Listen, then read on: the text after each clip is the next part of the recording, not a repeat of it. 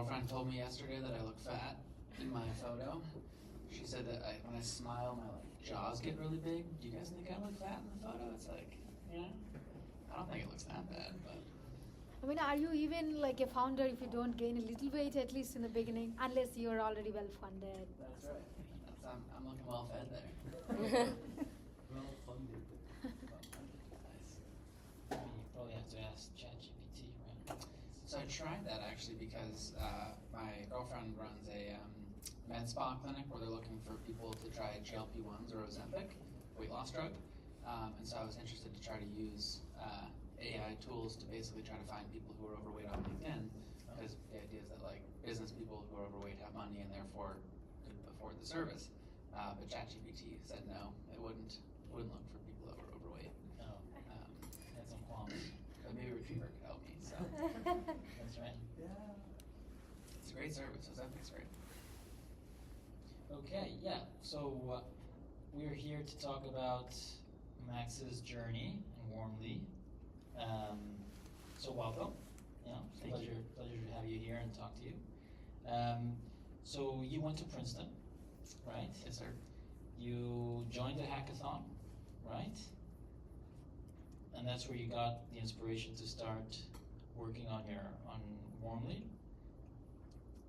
Not quite, but Not quite. yeah. Do you mean like at Princeton?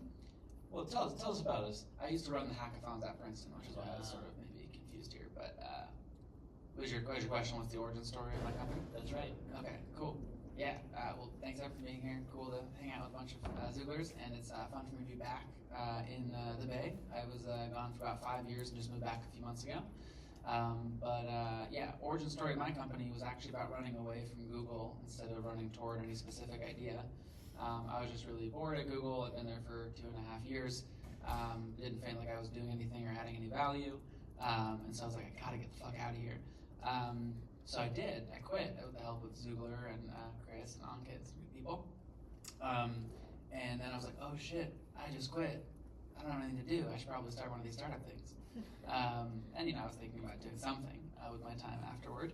And that's what kind of kickstarted a meandering journey of 7 pivots and then finally product market fit, and now I'm doing, I think, kind of well. But yeah, it's actually where I wouldn't say there was one place where we thought of the idea, especially because we pivoted 7 times.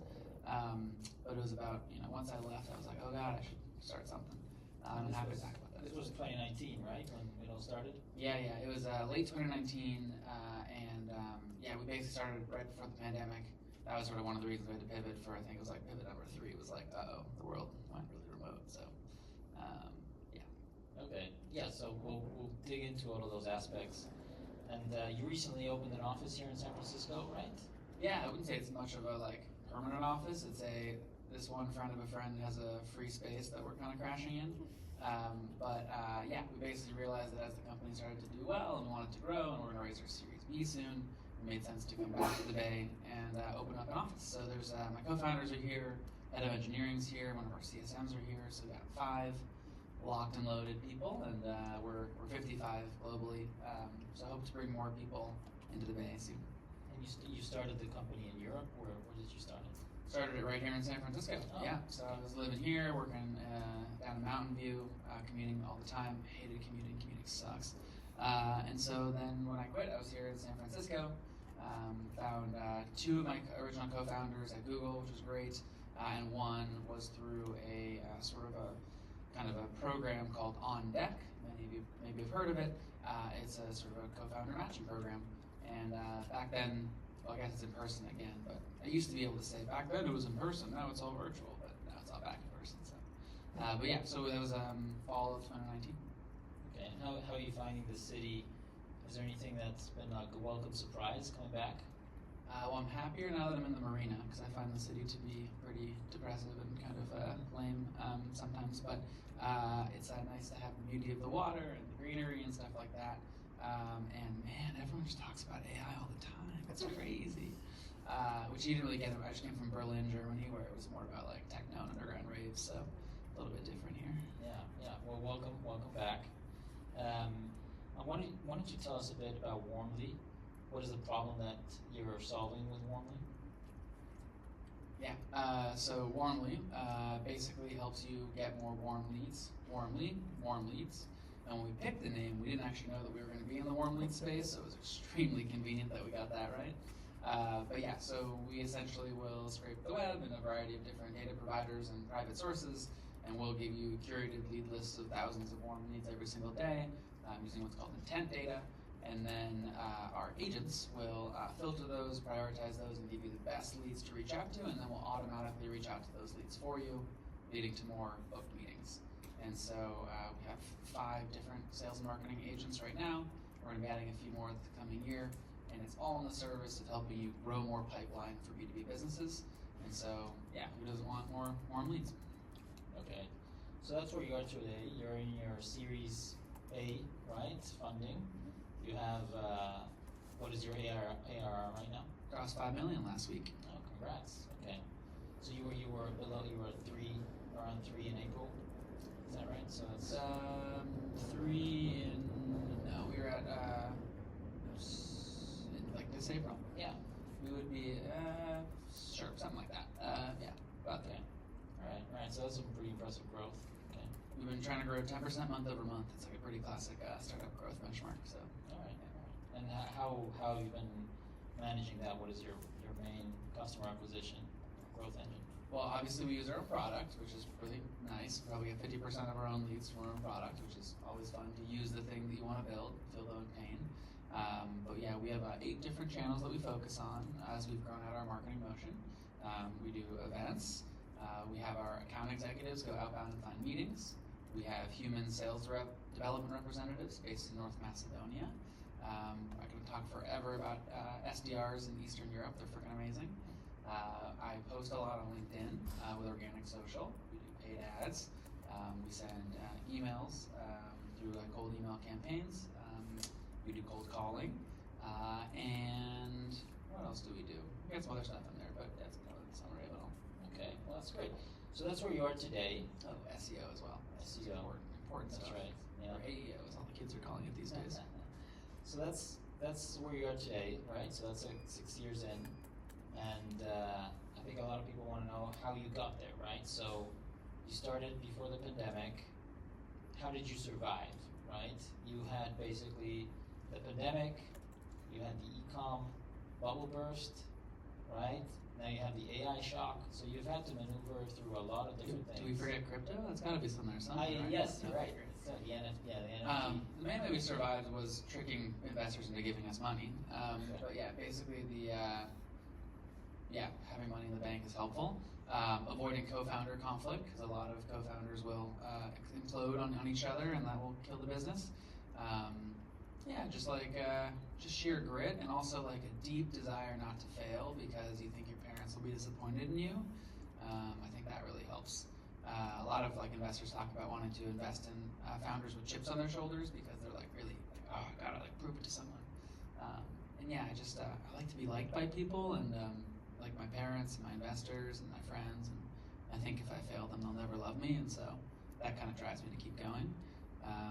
But yeah, we got really lucky with fundraising, I would say. So a bit of a kind of quick history here is we left Google, we fucked around for a bit on some stuff, got rejected from all the accelerators except for Techstars, who took a chance on us. So I moved to Boulder in January of 2020. We got $100,000 then. And then the pandemic hit right after we graduated that accelerator program. And so we were like, oh shit, like no one's ever gonna give us any money. Like all investors stopped replying to me. I was like trying to like raise a little seed round or something. Everyone stopped replying to me for like 2 weeks. And I was like, oh no, the world's ending. Like I wish I still had a job at comfy Google.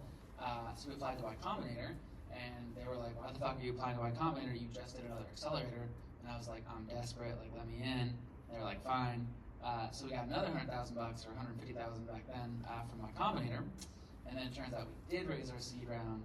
And then a few months after that, all these investors who were like, you're in YC, like, do you want to take money from us? And I was like, no, thank you, I already raised my seed round. And then they were like, what, you're rejecting me? Take more of my money, please. And I was like, no, I really don't need it, seriously. And they're like, no, please, like, here's $10 million. So we got our Series A preempted when we were in the middle of a pivot, but we didn't tell the investors that. They forgave us because I think things are going well now. But yeah, we ended up raising like $17 million by fall of 2020. And then we entered the deep lull where like we fucked up, we like pivoted 4 times, we like grew, didn't really grow, like we had to let go of one of our co-founders, it was really sad, fired a lot of people, it was like a dark time. And then we finally pivoted into the thing that started working. Okay. And now everybody's happy with us. All right. So we do want to dive deep a little bit more in the dark times, if you will indulge us.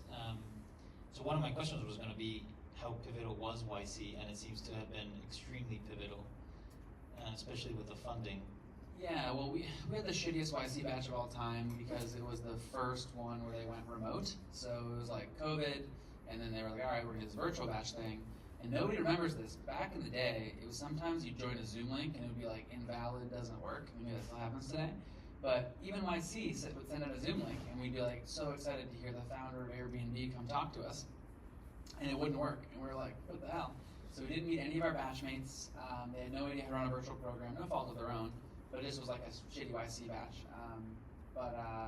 However, it helped fundraising a bunch, and the network is amazing for life, just like the Xoogler network. So it's really lucky to have a couple of those.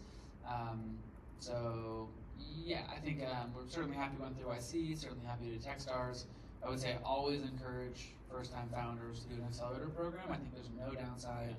I can't think of any downside, actually. It's just pure fantastic for you to go through that and experience having other people to cry with collectively. As a segue, because I know there's some founders here that are in that kind of stage, when should they be going into an accelerator? At what stage? I think probably you should just apply every single cycle and try to get in. But I guess like it used to be like you join an accelerator program to accelerate, but now acceleration is sort of whatever that means to you. I think now like over half of all YC companies don't have a product, whereas like in the earliest batches it was like if you didn't have $1 million in ARR, like you shouldn't do YC. I think like being part of some cohort for external like motivation and pressure, and also just people to kind of commiserate with about how fucking hard it is to build a company is really important within the first couple of years of building a company. Highly encourage it. And like good example is a friend of mine and former Xoogler, Dan Soroker, the founder of Optimizely. Quick side story, Optimizely sold for $500 million. Started because he dropped out of Google to join the Obama campaign to be a web developer for him, and like helped him with A/B testing. But like back then there wasn't any A/B testing, but like the whole digital presidential campaigns stuff started around 2008. Anyway, he went through YC a second time with his newer co-founders because they had never experienced an accelerator program, and he said, "I don't need it. Like I'm a repeat, unbelievably successful founder, but my co-founders need it because they've never really built businesses before." I thought that was really amazing that he was down to give up 7% of his company to help his co-founders learn how to be a founder. Oh, that's incredible. And did you have a plan B? If you didn't get into YC, what would you have done? We would have probably just kept going. I mean, you roll the punches. That's the whole founder life, right? I'm a big believer in like you throw, 100 ideas out there and like 2 of them will stick. Or you talk to 100 investors, 1 of them will fund you. And so I think we would have just gone. I don't think we had a plan B at the time. I mean, plan B makes it sound like, oh God, we have to get into YC. It was more just like we were trying to build a business, and one of the things that would have been helpful would be to have more money and more friends. And so we were just throwing spaghetti at the wall and seeing what stuck. Okay. And you talked about pivots. You said you pivoted 7 times. So can you just give us a timeline of kind of these pivots and what drove at least some of them? Yeah, for sure. I'll try to make it fast and fun, but my first idea, because I couldn't find a co-founder, was Tinder for co-founders. Okay. And it was a genius idea. It's basically like YC co-founder matching, but like, I was trying to make a business out of it. Newsflash, no one will pay for it. I spent $10,000 of my own money to some friends to build an app that nobody really installed or downloaded because it like kind of broke. And the idea was I needed co-founders. And then I realized nobody wants to sign up or use this thing. But I discovered something in the process called salespeople. And when I was at Google as a new grad after college, we didn't know what salespeople were because I worked in product on Google Maps. Right? So there were no salespeople, so I had never heard of them before. And then it was like, whoa, like, who does want to match with people? Salespeople who want to make more sales. I was like, wow, that sounds pretty cool. So we evolved from Tinder for co-founders to, we tried Tinder for co-founders, and then we tried Tinder for communities, also failed. And then we tried help salespeople make money, which seems like a big pivot, but actually it was just like, how do we match salespeople to prospects? And then we're like, oh, we gotta find them some prospects. So what do? We started scraping LinkedIn. Right? Don't do that. They will catch you and ban you. So we were scraping LinkedIn, and we were basically giving them leads, specifically leads of former customers who had changed jobs, so they switched to LinkedIn, and went to new companies that you could then resell again. It sounds like a pretty good idea. It is. I got to like 100K in ARR on that before LinkedIn fully banned us. But I was having my mom and my brother stay up every night and make 10 fake LinkedIn profiles.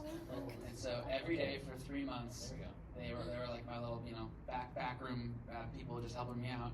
And we had this thing we called the LinkedIn graveyard, because every day LinkedIn would ban like 5 to 7 profiles. Did you detect your IP address? I don't think we ran into any IP issues. I mean, we were getting banned every 3 days, so like probably. We were such idiots back then. Now we know how to scrape really well. Don't tell LinkedIn. Anyway, so we were scraping the shit on LinkedIn. They kept banning us. It'd be so funny because we'd be on these demos, and like in the middle of the demo, LinkedIn would just ban us. Just be like, you've been banned. You're like, no, it works, we swear. Spent like 100K on that before LinkedIn stopped us. And we're like, all right, we can't scrape. It was mid-pandemic, and we're like, all right, we still like salespeople, but we can't scrape LinkedIn. And then we had this genius idea, which was we were all doing these remote meetings on Zoom. And so we're like, let's help salespeople look more professional on their Zoom calls. So we built an app. We were the first ever app on the Zoom App Store. And we were like, you know what? Let's try to be like the first ever iPhone app. It's like the first time iPhone apps, they made a zillion. Unfortunately, Zoom makes a really shitty app store. And it took them, now we're 5 years on their app store, and like it's just now getting good. But basically, and also everyone back to work. But for 18 months, we built the first ever business card for your Zoom meetings. And so it helps salespeople look more professional on Zoom. You can get it today at getnametags.com. Okay. And we got up to 600K in ARR on that, and about 300,000 users. But the 600K in ARR came from one massive customer, basically, almost all of it. Almost nobody of those 400,000 users wanted to pay for it. And we discovered another very valuable lesson, which is users might use something, but if you're going B2B, you need a decision maker to actually swipe their credit card and give you money. And not just any money, real money. Because we'd go through like 6 meetings, and then they would sign for $84. We'd be like, fuck, like that's, I could, make way more money just driving an Uber, So we realized that like this was not a scalable business. And it was also a bunch of issues where like the Zoom App Store, in order to install an app, you had to have your IT administrator allow the app. So it couldn't have really gone viral. So for a lot of reasons, we pivoted from that business. And then we took all of our learnings from before, and we were like, let's do this one last time. And I remember this like really tired moment on a rooftop in New York City with my co-founders, where I was like, guys, I'm fucking done. Like, we've been doing this for 3.5 years. We burned $5 million. Like, we should just stop and crawl into a hole and die. And my co-founders were like, no, we got one more left in us. And I was like, fine. And that one's been working really great. So, yeah, that's kind of what's going on. Yeah, no, congrats. That's, okay, 3.5 years to find product market fit. Oh, sorry, to be clear, that's when we started the new idea. It took another 6 months until we found product market fit. Well, that's not bad. Just want to say, It's not bad. we had idea market fit, but we had to build the product. And I'm curious, how was your relationship with your investors during that time? Because you said you burned $5 million. Yeah. So how was that interaction like? By show of hands, if you gave your friend, or let's say another person, $5 million of your own dollars, and they had 0 to show for it after 3.5 years, would you be happy with them? Yeah, no, they weren't that happy. No, it was actually fine. So, my investors were pretty aware they were investing in first-time founders, and my seed-round investor, James Currier at NFX, who's on our board. He's fucking amazing. He's like a dad to me that I really want to please. Make him lots of money. Otherwise, I'll die inside. But he basically was like, "Hey, I'm gonna pay for your startup business school." He's like, "Listen, I'm gonna give you a lot of money. I'm gonna give you a lot of money, and I recognize that it's not gonna be up and to the right. You're gonna take time to bake in the oven. I'm just like a newborn. I need to figure my shit out." And he was like, "Look, like some of the biggest companies in the world are built by first-time founders because they're crazy enough to just keep going. And I believe in you, and I trust in you. And also, like, we were a pretty cheap bet because like our seed round was like not that well. Today's dollar's not that high, but it was like, he was like, yeah, like, I think you guys are smart. I think you'll figure it out. I think it'll take some time, and I'll wait it out. And I think now he would say he's grateful or happy that he made the bet relative to his other investments. And I think our Series A investors were definitely, about 2 years in, they were kind of like, we preempted you guys. And they're like, we learned our lesson. We shouldn't be preempting companies. That means they have no idea what they're doing. They're super early. And we're like, we told you. You guys came to us, you know? And now, again, they're happy because we figured it out. But, yeah, I would say nobody was like, luckily the firms we took money from had, you know, Felicis is our Series A investor. Their latest fund was like $900 million. So, like, they did $6 million of our Series A. So, you know, they don't give a shit what happens to that money. But they were very supportive, and they were, you know, encouraging us to keep learning and iterating and moving. And along the way, the question is kind of like, what metrics do you track? Because like when you're pre-revenue or very early, a lot of people are like, you know, what you track now? As fast as possible, get to revenue and track that. But before then, we actually used a internal framework from our seed round investor NFX called the like founder market fit framework. And basically you evaluate yourself every quarter on like how good you were at like speed, execution, pivoting, burn, like kind of like 8 or 9 metrics, I think. But it was really cool because it was like, yeah, like we're still building, we're still figuring shit out, but like, are we moving fast enough? Do we have a great team? Are we building skills? Made us feel like we were making progress. So that was nice. That's interesting. So, and you were 3 co-founders, right? We were 4 initially. 4. Yeah. One had to go after 18 months, which is 18 tough. Okay. Yeah. And today you're still 3. Yeah. So my remaining 2 co-founders, Alan, Corinne, and I, were like best pals. You know, we all just moved back to the Bay Area, which is really nice to all be together in person again. But we traveled the world together for like 4 or 5 years while we were building the company. Yeah, and we've all tried so many different roles in the company. It's like just the natural evolution of co-founders. And I think it's a really interesting conversation. What happens to a co-founder as the product matures, and as you hire more people? Where do they go? What do they do? I love actually having 2 other co-founders, so 3 total. I never recommend 4, that's too many. But yeah, 2 or 3 I think is good. And right now my co-founder Alan runs product. My co-founder Karina runs customer success. And then I do CEO stuff. Okay, and how do people go into roles, right? Because you're now the CEO. Did you expect to be the CEO? Like, how do you fall into that role? Yeah, so I think that one lesson I learned the hard way, especially when you have more than 2 co-founders, but even at 2, is you need somebody in charge. And of course I can say that because I get to be the one in charge. But I think that decisions will not be made quickly unless you have clear decision-making framework of who makes a call. And a good CEO, I think I've learned this over the course of many years, is somebody who delegates everything, but in case of disagreements, will take control and make a decision. And so, in the beginning, I was this like tyrant micromanager, and I was like, I'm making all the decisions, and that was a shitty way to lead. And I learned my lesson. But there's also times where I was like, hey, like we're an egalitarian democracy, like all the co-founders are equal, like you get a vote, you get a vote. And it's like, oh bro, like you get a vote, you get a vote. And then we'd never make any fucking decisions. We'd be going around in circles for weeks over something, and it's just, you can lose so much time. And to quote my board member James Currier, who talked about, I love this quote. He goes, "There's 11 ways to do anything, and 9 of them will work." No. There's 13. He goes, no. 13 ways to do something, and 11 of them will work. So shut the fuck up and pick one. And it's basically like you can just move fast. And honestly, by the time you try something, even if it fails, you can do the next thing, the next thing, the next thing. So few decisions are irreversible that it's more important to just pick something and do fucking anything than it is to just sit there and turn around a decision. So that kind of leads back to the importance of decision making and having a clear owner. And so a CEO ultimately is somebody who will make the final call so you can move fast on stuff. And then in terms of where co-founders should go, in terms of their roles, it's a combination of, like the little Ikigai framework, where it's like a combination of like what you're passionate about, what the company needs, and what you're good at.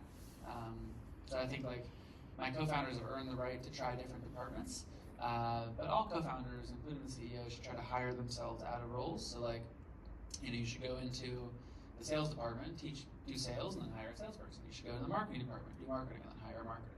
And we're trying to scale ourselves out of positions as we go. Okay, and also like, does the equity stake say anything about who's in charge, or does everybody kind of get the same?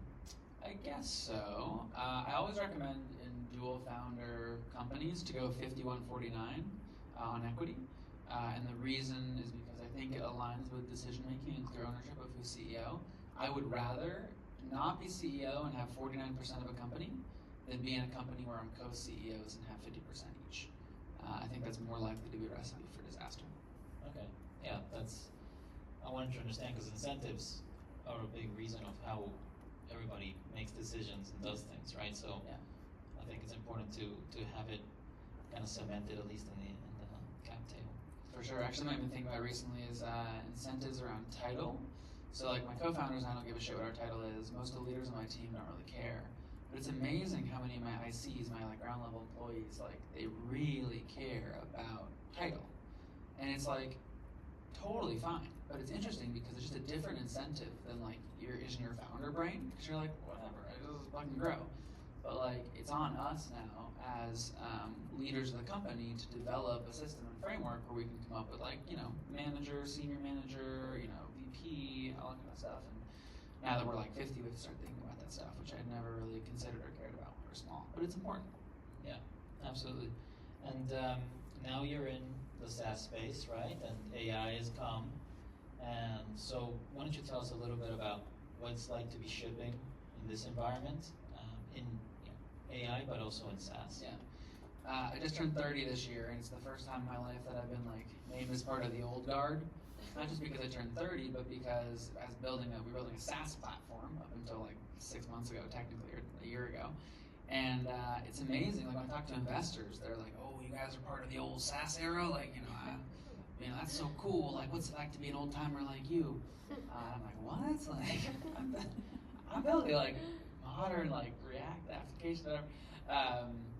But yeah, everyone's switching everything to AI, and so it's really important that we do that. And so we're in the shift from becoming a SaaS platform to an AI native platform and an AI native company too. And there's actually, I wanted to call a distinction between an AI native product and an AI native company. And so as we actually were 65 people. Last month we did a layoff of 15 people to cut our burn down. And I was also part of an intentional shift on my part to become an AI native company. And as I start to have conversations for our Series B, you're sort of hearing these investors go, "Well, why aren't you guys just 3 people with a bunch of AI agents?" Right. And it's like, well, actually, I love my team, and we do a lot of great work, and we're all using lots of AI. But the expectation more and more now is that you have smaller teams. And I actually had an investor for the first time about a month ago say, "What's your revenue per employee?" I was going to ask that. Yeah. Actually, yeah. And it's great. It's like good for efficiency. Like, so long there's like the venture bloat of like, I just want to hire as many people as possible. Hell yeah, who cares about money? But it's just a shift. And so, I'm watching that very carefully. And our revenue per employee right now is about $100,000. So we want to jack that up to like, $1 million if we can. Yeah. I mean, obviously, it would be nice, right? Okay, so you're getting a lot of pressure, even as a founder, to implement an AI and kind of streamline your team with AI and drive that metric. Yeah, I mean, we have a corporate-wide objective for the whole year to have everybody use AI every single day. Wasn't that hard because like ChatGPT is pretty cool, but we're like really trying to make sure we bring agents into everything. I give budget specifically for AI tools. Okay.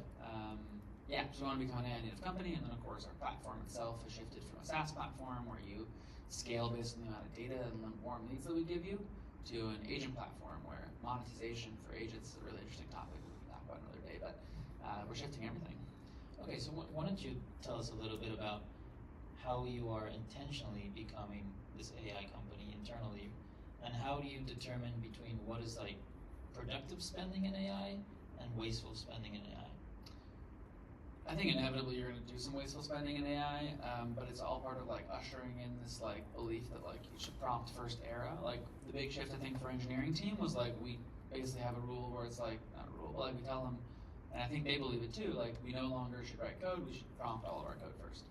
Now, little things to tweak here and there, but like that's a big shift for our 13 engineers who for their 15 years plus because they're all senior, had written every line of code themselves. So that's a shift, and we let them buy and try a bunch of different AI tools, and because you're gonna have to do that in order to like try stuff and figure it out. But one of the reasons why there's such high churn in most AI founder businesses is because everyone's like so excited to try it, and then if it doesn't work, they're like, Next. I see. Okay, so you're giving a lot of agency to your employees to figure it out. Yeah. Some of my favorites so far have been like the AI coding agents. We have our AI customer support agents. We have our AI sales engineer, which helps coach our salespeople on how to be better. Okay. Yeah, it's exciting, and I'm excited to see when the first AI sales agent comes out that could actually like join a meeting and like run a demo for you. So we'll see how that goes. Oh, I see. Okay, that'll be interesting. So we have a lot of future founders here, people starting their businesses. What would you tell to your younger self today, leaving Google, right, to avoid some of the headaches that you had in your journey? I would tell my younger self, and actually it's funny you said that because I took every Sunday for 5 years I've written like a startup diary that kind of like recaps my week and mostly helps me like regulate my emotions. And I took 5 years of that data and I shoved it in ChatGPT. Oh, wow. And then I asked it what would be advice that I should give to my younger self. So that was kind of fun to do. I posted about it on LinkedIn a couple weeks ago. I wish I could remember it, but I'm like I said, I'm 30. I can't remember these things anymore. But yeah, outsourced it. Yeah, outsourced it. Yeah. But I think I would say 99% of the emails you're going to send are going to be worthless, and that's just sort of a proxy for like most of the shit you do won't matter. So stop caring so much about what you do, because by default you're dead. By default it's not going to work. Something will work, but it's going to take a lot of trial and error and time. And so like just give yourself a break. Like take it easy, be easier on yourself. Like I think you can be really like you can be like, oh, I get this email just right. This investor will invest in you at old if it's perfect. And it's like, nah, like probably not. Like probably that investor has like only 400K left in their fund, and so like regardless of how cool your product is, they're not going to invest in you. Like it has nothing to do with you.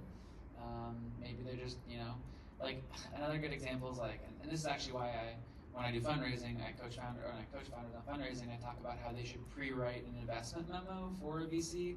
Because if a VC is excited about you, they have to go internally and do a bunch of work to write this thing called the investment memo. So why not write it for them? Because one, you can do it your way, but two, that VC probably wants to like go on a date night with their spouse and play with their kids on the weekend. And if you meet with them on a Friday afternoon and their investment committee's on Monday, then they come back to you on Monday and they say, oh yeah, sorry, we didn't want to invest. It's probably because they were just too lazy to write the investment memo. Right. So it's like, the point is just there's so much to do. Give yourself a break. And what else would I tell my younger self? I have a lot of things, but we can move on to the next question. And if you had to start a startup today, how with everything that's changed, right, the last 6 years, would you still do a SaaS company? Like, what are the things that you're probably daydreaming about while you do this job? Well, I'm not daydreaming about starting anything different. I love what I do, and I think it's really fun. But I do think the era of SaaS is over. I also think that it's like such a bad use of human potential and creativity to like make sales and marketing software. Okay. And I run a sales and marketing company, and I love what I do, and it's really great. But if you're going to start something from scratch, like go into new horizons and new verticals and new fields and things where like there's a lot of innovation to be had. Like AI totally unlocks tons of innovation in many new different areas.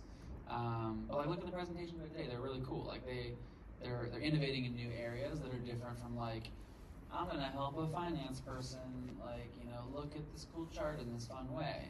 It's like there's probably 100 things that'll do it, and because AI coding is getting so good, you can kind of vibe code your way to any classic SaaS app in a day. Maybe not today, maybe in a year, but like the cost of building software is going to go to zero, and there's there's just so few moats anymore that I guess if you're starting from scratch, I would try to look for problems in harder corners. Okay, so then that's interesting. Like, what is your view of where things are going, right? Like, a lot of people like to ask the people who are running the LLM models, right? But you're using that data, you're working with the clients. Where do you think all of this is going, right? Like, what is AGI for you in your field, for example, if that makes sense? I'll stick to my field in particular because I don't fucking know where it's all going. I think we're probably all gonna enjoy the humanity we have left for a few years and then we're all fucked. But I I think in my field, what's going to be really cool is that you're going to see a better matching between buyers and sellers. And I think the entire field of sales and marketing exists to cut through the noise and tell people about your product. But why does there have to be noise? It's because nobody really knows who is going to be receptive to wanting to buy their product. So I stand from the rooftop, and by that I just mean LinkedIn, and I shout, "Come look at me and buy my shit, you know, it's really cool." But you don't really know who's listening. And I think that using AI and AI agents, you'll have people who have problems, and you'll have people who have solutions, and they'll get matched much faster. And that'll be really great. Yeah. But if you have 100 solutions that are all doing the same thing, and all those things are infinitely scalable because of like software and AI, then it's going to be tough for the vendor, but great for the buyer. So I think that's probably a good thing for the world, though. So, I mean, costs go down, but then what is your moat? There are no modes. There are no moats. Yeah. So you have to be faster. How do you differentiate yourself? No, there's faster won't really help either. Okay. And what about legacy SaaS, like Salesforce, like large companies that already are embedded in a lot of companies? What is going to happen with those? One of the coolest companies I saw recently was an AI migration tool. So I was about to be like, oh, well, you know, Salesforce, like it's so difficult to implement, you know, like they're just stuck on it because you have 50 people using it and it's really complex and like you're going to never rip out of your system. And then I watched this tool be like, hey, we'll migrate you from Salesforce to HubSpot in 5 minutes. Like, just press this button and we'll show you. And like, everything's migrated over. So I think we'll probably see a teardown of enterprise software at some point. I think also there's so many teams and large enterprises that want to build shit internally that when the AI coding stuff gets really good, they'll just sort of vibe code all of these solutions themselves. And it'll just be so fun that it'll like allow them to build everything internally. Well, for a long time, right, like internally built software sucked, and that's why you went outsourced to a vendor. But yeah, basically, I guess my answer is that yeah, there are no moats, and I'm sure some of the big guys will be successful still for a very, very long time. But yeah, I don't know, man. I think it's going to be hard to say. Okay. Well, I think that's a good place to stop. Thank you so much. Well, that's ending on a bad note. Let's end on a positive note. Oh, you want a positive note? Yeah. Okay, then. It's never been. Well, I'll just end the positive note myself, which is it's never been a better time to build. Like, it's really fucking fun. What else are you doing if not building cool shit or working on something cool or working for a company where you're building something cool?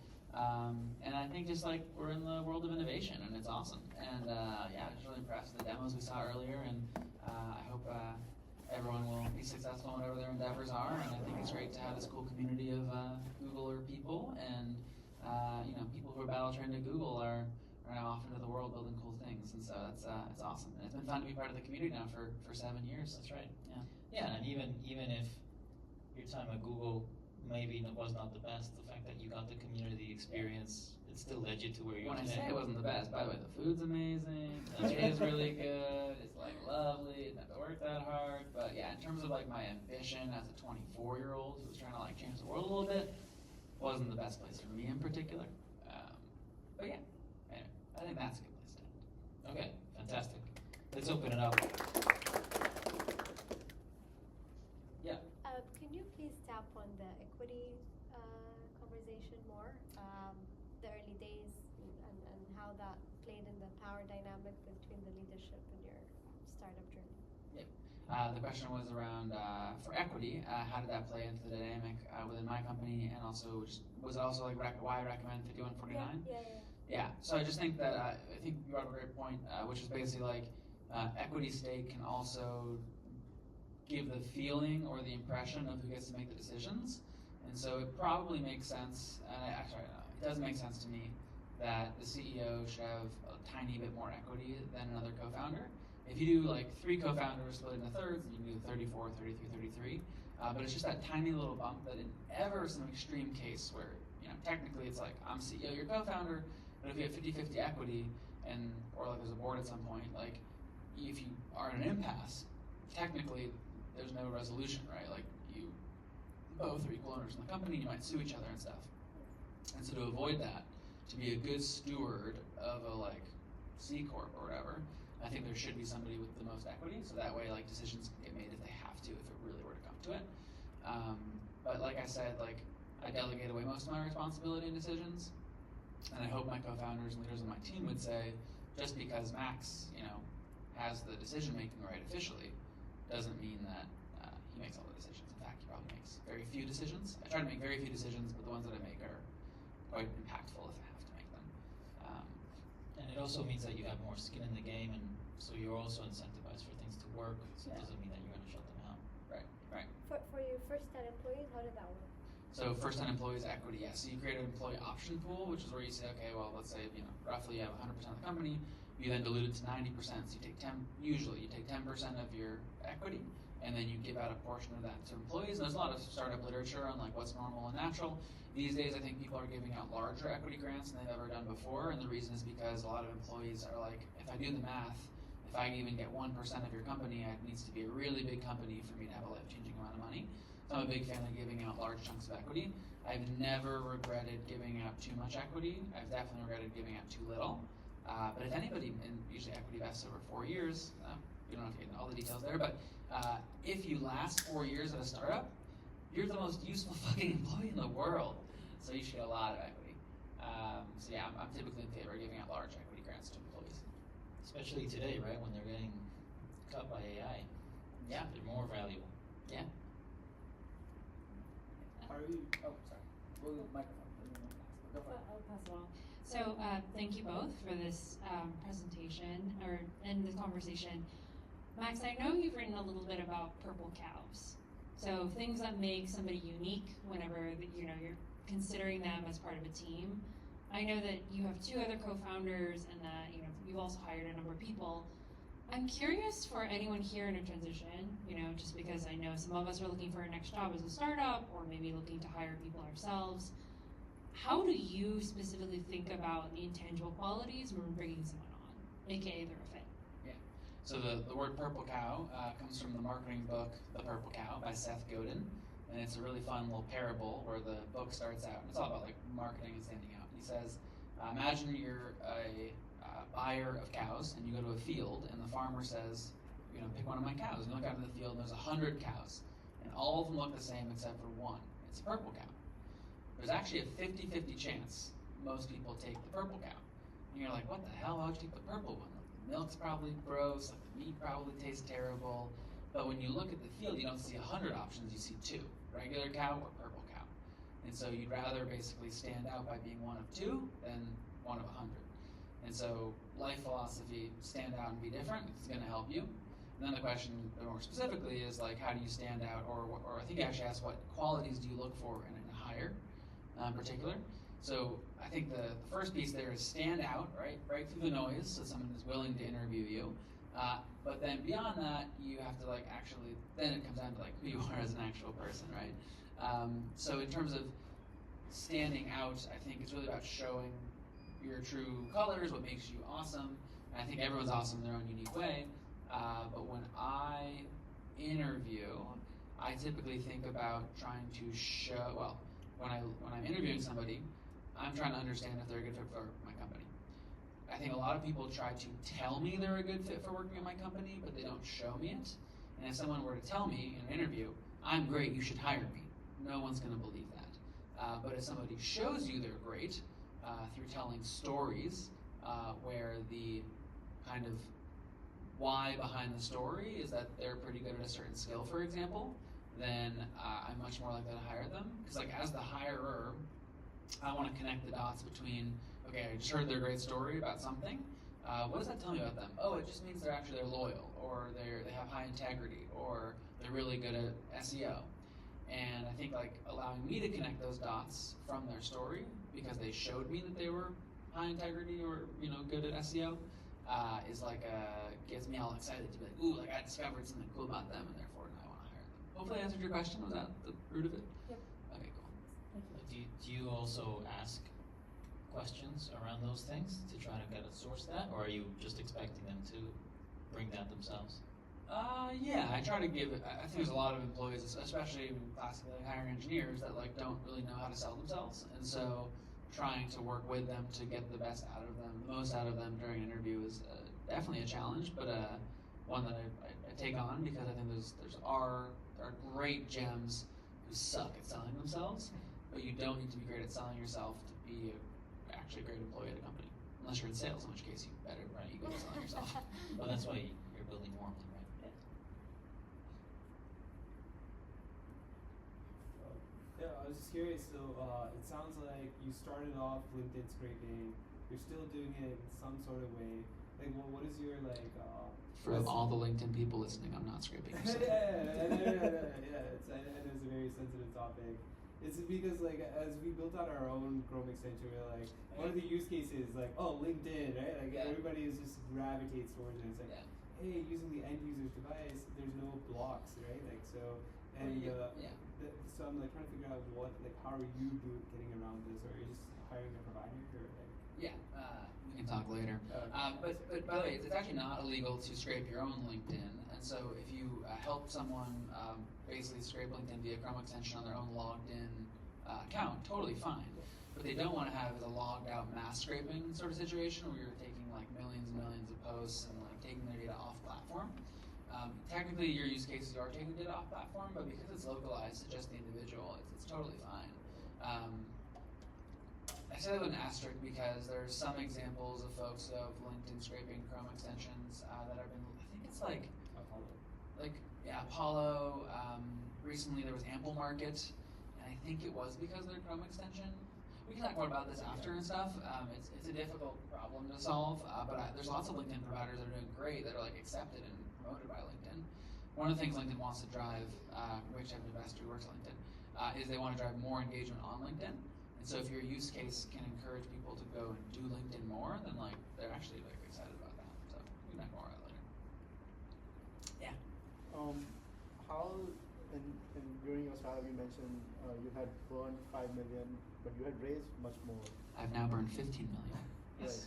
Right. So, like your burn rate over time, how did you sort of do this like, what was the framework for doing this bankroll management, so to speak? Like, how much, like for any given experiment, how much of your fund are you allocating to it? How many people are you putting in? So I only became good at bankroll management like last month when we did our first layoff because I looked at the bank. But basically, like because we raised like $20 million early on or $17 million early on, we just basically didn't overhire and we didn't spend anything on sales and marketing. But we got very lucky because we fundraised a lot of money. We are not the common case. Obviously, most startups who raise the adequate amount should be very careful with how they spend. And I guess it's just tough because it's so likely that you're going to pivot. It's so likely that you're going to spend money on things that don't convert or pan out. So it's like a bit of a gut feel. There's the classic like online metrics of like burn multiple and sales magic number and stuff like that you can research if you're bigger. But when you're early on, I think it's like pay yourself as little as you need to be successful and happy, to put roof over your head and food in your mouth, and then I think generally like spend less than you think, and definitely don't spend on sales and marketing. Other than like maybe you hire someone to help with sales and marketing, but like I think that these days, especially with AI agents, with a 100K tool stack and 2 co-founders making just enough to put food on the table and a roof over their head, and then whatever your product costs to run, that should be basically all you have to spend on.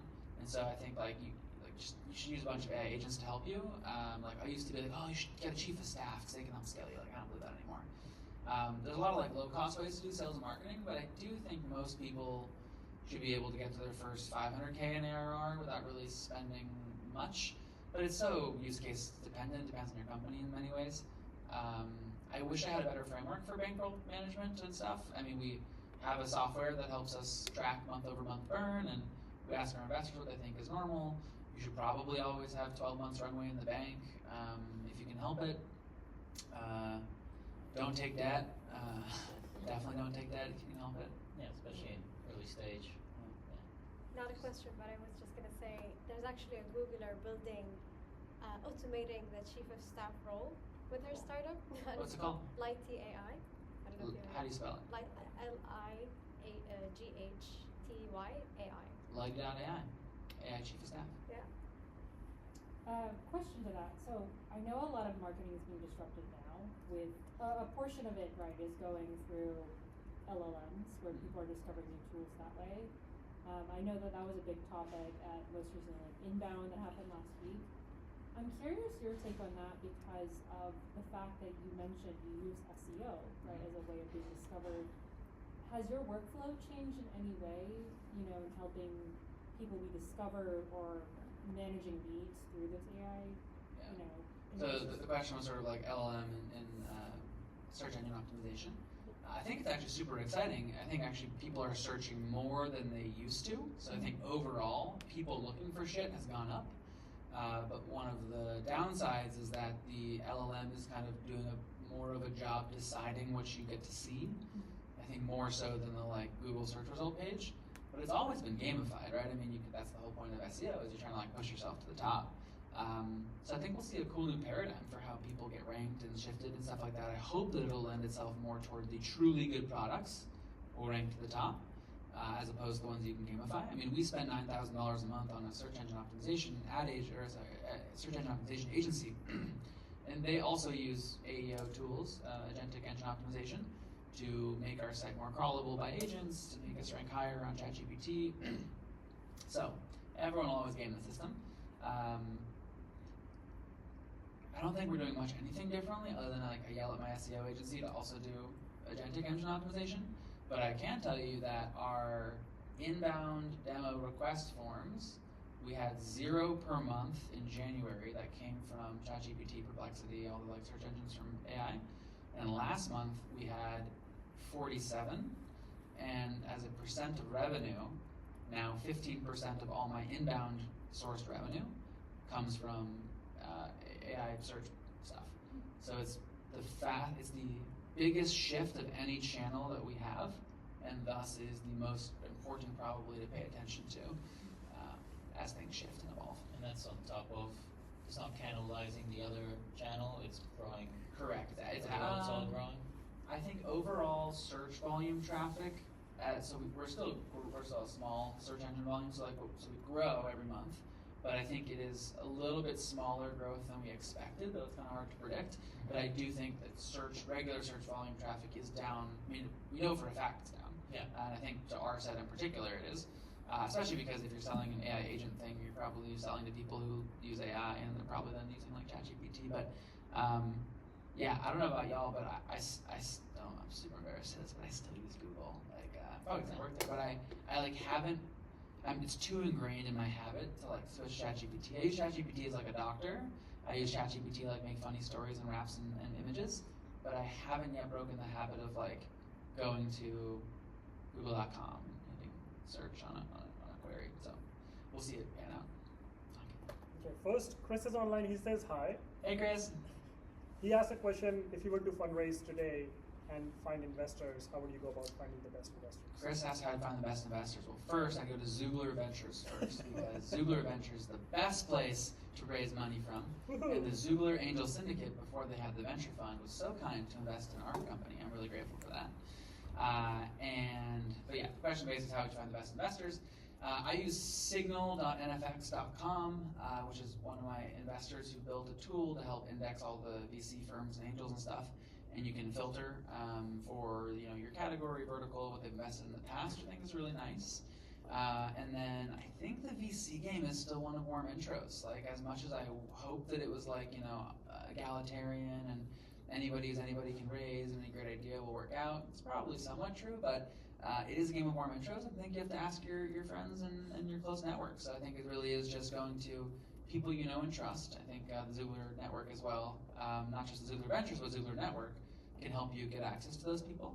But yeah, I think I'd probably ask around. And one of the things I would always recommend doing is a reverse reference check on a venture capital firm you're considering taking money from. So, basically saying, because they'll be like, oh yeah, I want to talk to your customers. And you'll be like, well, I want to talk to your founders you backed. But I want to be very specific, which is I always ask them, introduce me to a founder that you backed who died. Not that they died, like their startup died. And a hard conversation. That would be a hard conversation to have. But the reason I recommend that is because you want to see how that investor treated and handled someone when it didn't work out. And obviously, you're going to work out great, you're going to be a $1 billion company, no problem. But it's important to know, what's that investor like when they're when things didn't go according to plan. I think that tells you a lot about an investor's character. Follow-up question from Chris. I'm just Here's the conduit. Conduit. Would you do YC again if you have to, or is it only for young people? Chris asked if YC I would do again, or is it only for, you say young? Young people. Young people? Chris, come on, man. This is where you say, no. I think I mentioned this a little bit earlier, but I would only do YC if I was a first-time founder. I think or if you have no network in the Bay Area, maybe as a second-time founder. But yeah, I think a accelerator. YC is great, but like any accelerator program for a first-time founder, I think is critical to your own learning and development. You got to have someone else's shoulder to cry on. Yeah, so it's like a very complex situation right now. You have these AI SDRs, you have Clay, you have a lot of these agentic sales tools. Like, how do you see it play out, right? We're already seeing in the news, like, hey, the churn for these SDRs is pretty high, and it's like, what is the optimal way to match sales teams and their prospects, right? Like, who do you use? Yeah. So the question sort of around, there's so many AI sales tools, they sound like they're not supposed to be doing so well. How's it all working? And I will disclose that as of a couple months ago now, Warmly's data powers many of the AI sales tools, and they're doing a lot better at converting leads. But I think that the space is incredibly crowded, like many AI spaces for horizontal areas. And I think that there's so much to learn and do and grow, but they are getting there. And so it's like, it's kind of like the first generation of even probably some of the stuff where like the models are just not quite there yet. So I think it's going to become incredibly crowded.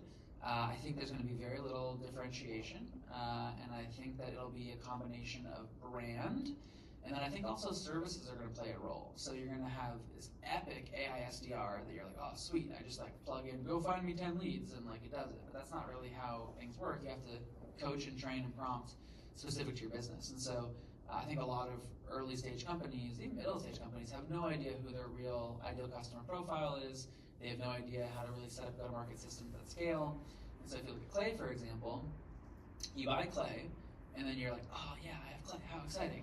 And then you're like, oh shit, I have no idea how to use an incredibly complicated tool because go-to-market systems are really complicated. And I think somebody with an engineering mind is definitely best attuned to be able to handle something like a Clay, but a lot of times you hire an agency to help you do it. So I think there's a lot of opportunity for go-to-market services. So the human side of it is like, I'm a human who's going to help teach you how to use these AI agents and AI sales tools to make you successful. In terms of standing out in a crowded field, Clay has broken through, good for them. And I think there's a big battle, ourselves included, that we're a little more on the marketing side, and we partner with things like Clay, and we give data to a lot of the AI sales tools to see who's going to pop out and be successful. Because unlike some of these other more entrenched things like CRMs or like system of records, AI sales tool is easy to try, but also easy to rip out. So we're gonna see what happens. Okay, this time my question. Okay. You went through a few pivots. Mm-hmm. Was there sort of like learnings, irrespective of the idea, learnings about like pivot and validation itself that you got like better over time? My favorite pivot framework is I call it the open-close framework. Someone told me this, I didn't make it up myself though. I wish I did. But the open-close framework is the idea that you're open for a time, where you're open to any idea to work on for your future startup. You pick something, and then you enter into a close period.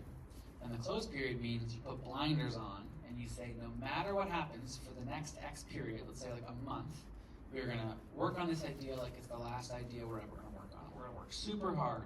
And every time we think of a new idea that's a little bit shinier, that maybe we want to pivot again, we're going to have a piece of paper, or I guess the kids these days don't use paper. We'll have a note on our computers that's called like future ideas, and we'll write it down, but we won't look at it. So we'll just like get it out of the mind. And so we'll really just focus in that closed period for 1 month on one idea, go super deep on it. And then at the end of that month, you're allowed to pick your head up and go, hey, should we enter into an open period again where we're going to consider pivoting entirely or pivoting to a different direction? Let's pull that list that we've shelved for the last month and written a couple ideas down and talk about the progress we made on this idea. Is it good enough to basically go into another close period? But the last catch is, every time you go into a new close period, it has to be longer than your last close period. So if I go from a month of focus, and then I pick my head up and I'm like, you know what, this idea sucks, let's pick a new one.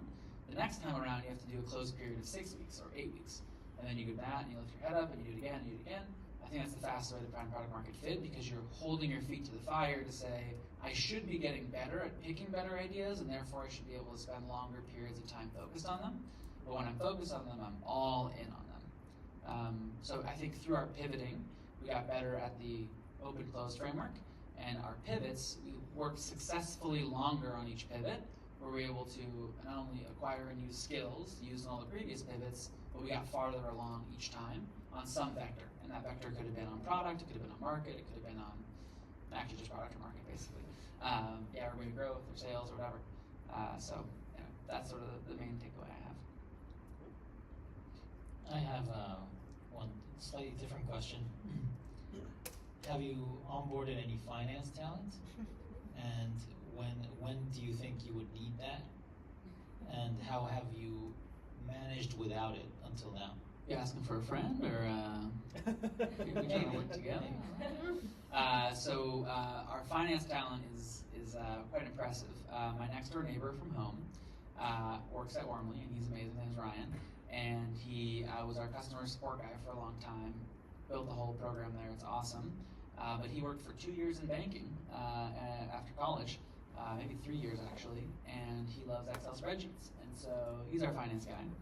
And we pair him with a software called Forecaster, forecaster.co, which helps you do financial modeling. Because we had a huge war chest and raising a lot of money, we didn't really look at the bank too closely until a few months ago when I was like, oh shit, we're running out of money. And we're burning money. So now we're actually really diligent about finance stuff. And I think when we raise our Series B, we'll hire a real full-time finance person, or Ryan will move full-time into finance and we'll backfill him on the customer success side. Okay. Yes, go ahead. Yeah. I don't know if this is the last question, no pressure, but I guess I'll just shoot. When you hire technical, there's always this debate around hire for, I guess, personality hires, and then you can always train for technical. What's your take on that? The question is, when you hire for technical, people say you can hire for personality. You should hire for personality and then train on Basically, technical. culture fit versus expertise and Culture resume. fit versus expertise and fit. I think with the caveat that we don't ever hire junior people because we tried and it's never worked. As long as they're senior, I think that would imply they're hopefully pretty good at technical. I guess when you have money to pay people and you have a brand and you're a growing startup, a lot of people want to work for you, and so I would say you can get both culture fit and great technical. If you're making trade-offs because you're an early stage company and you have to convince people to join it, which I was there, we were definitely done in the early days. For technical talent, I guess, I think that, I don't know, because it's 2025 now and we have all this vibe coding stuff where it's easier than ever to code. So probably culture fit, because I think it's just going to get easier and easier to code. Obviously vibe coding is not true production grade code, but it's going to get easier. So I would say probably personality, I guess, yeah. Can you talk more about how about the evolution of what your senior engineers do at work? You mentioned that there's deep, radical transformation going on in their It's a great lives question. at work. Yeah, so is it Aster? Mm-hmm. Aster asked about the transformation of senior engineers at work and how they work differently. It's the coolest time in the history of ever to be an engineer. I mean, I technically have a CS degree, but I'm a faker, so I can't really code. But man, if I was a senior engineer today, it's my fucking glory day. And I think it's also my head of engineering described it as it's a fundamental ground shift in the evolution of computing, and so it is the first time for him, at least in a decade, where the game has changed entirely. And so he is going back into an IC role and coding himself because this is so much fun.